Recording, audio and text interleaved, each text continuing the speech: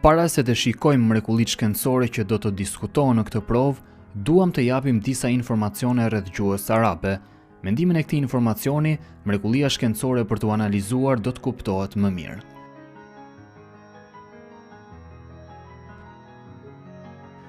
Fjalët në gjuhën arabe janë të ndara në dy kategori sipas gjinisë. Fjalët që përdoren për qenjet femërore quhen muennath, femërore. Fjalët që përdoren për qenjet mashkullore quhen mudhakkar, mashkullore.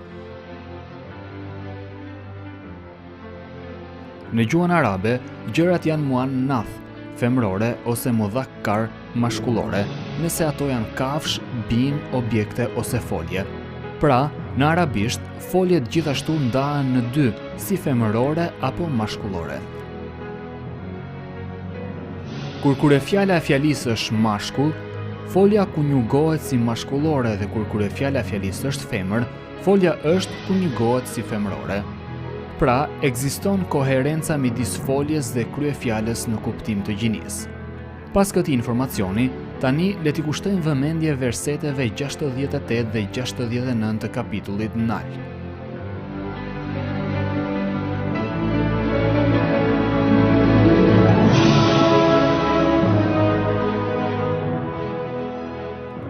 Zoti yt e frymëzoi bletën, ndërto shtëpi në male, në pemë dhe në ndërtimet e njerëzve. Pastaj han nga të gjitha llojet, frutat dhe ndiq rrugët e nënshtruara e të mësuara prej Zotit tënd. Nga barqet e tyre të bleteve del lëng, ngjyra e të cilit është e ndryshme dhe në të cilin ka shërim për njerëzit. Edhe në këtë ka arsye për atë popull që mendon thellë.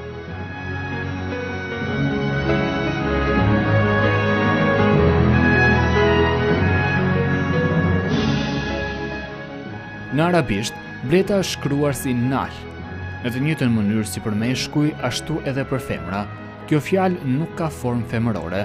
Megjithatë, Kurani përdor formën femërore të foljes kur jep informacion rreth frymëzimit që jepet bletës dhe asaj çka ajo prodhon.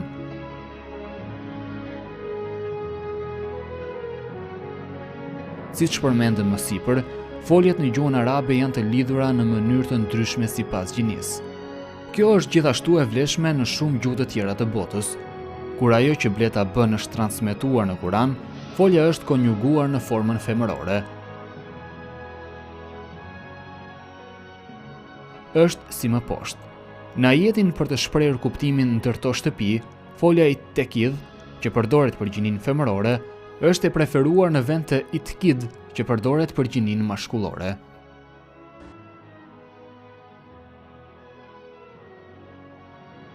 Për të shprehur kuptimin, han nga të gjitha frutat, preferohet folja kulli që përdoret për gjinin femërore në vend të kul që përdoret për gjinin mashkullore.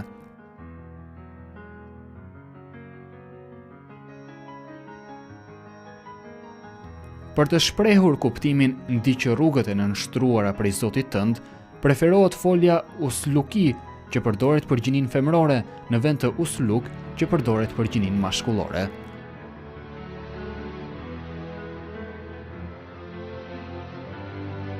Për emrin e tyre, në fjalin dal nga barqet e tyre, shprehet me përemrin he, që referohet femrës në vend të fjalës hu, që i referohet mashkullit.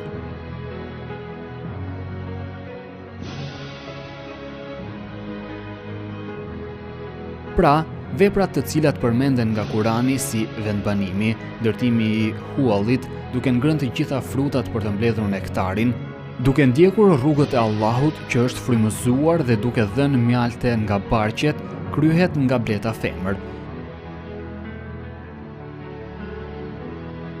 Pra, bërësi të gjitha veprave këtu, kryefjala është bleta femër.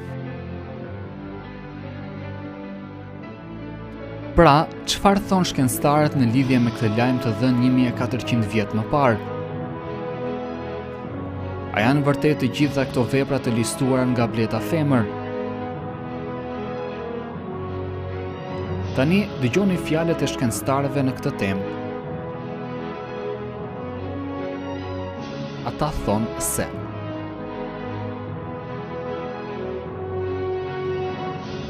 të gjitha veprat që përmend Kurani kryen nga bletët femra. nuk ka lidhje ndërmjet veprave që përmenden nga Kurani dhe bletëve meshkuj. Detyra vetme e bletëve meshkuj, që kanë sy të mëdhenj dhe kanë një formë më të madhe se bletët punëtore femra, është të sigurojnë riprodhimin me mbretëreshën e re. Bletët meshkuj që kryen këtë detyrë në fund të verës hidhen nga hualli i mjaltit dhe vdesin shpejt, pasi ata janë mësuar të jetojnë në përkujdesjen e bletëve femra. Siç e shihni, lajmi i Kuranit dhe shkenca faktike e gjetur në këtë shekull është një dhe e njëjtë. Ky fakt, i cili është zbuluar kohët e fundit nga shkenca, por që është informuar nga Kurani 1400 vjet më parë, është një lajm i mrekullueshëm i Kuranit.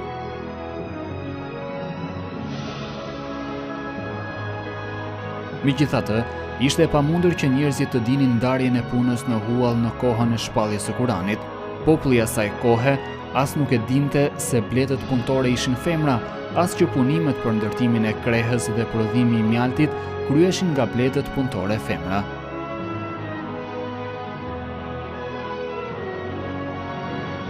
Megjithatë, Kurani njoftoi këtë dhe lajmi i tij u vërtetua nga shkenca siç ishte informuar. A ka ndonjë mënyrë tjetër vetëm se ta pranosh Kuranin si librin e Allahut përballë kësaj mrekullie të madhe të Kuranit, e cila i habit njerëzit? Kurani është libri i qenjes që frymëzon bletën dhe përgatit mjaltin në bark. Allahu e lejoi mjaltin të përgatitej nga bleta femër. E frymëzoi atë dhe informoi këtë në librin e tij shekuj më parë.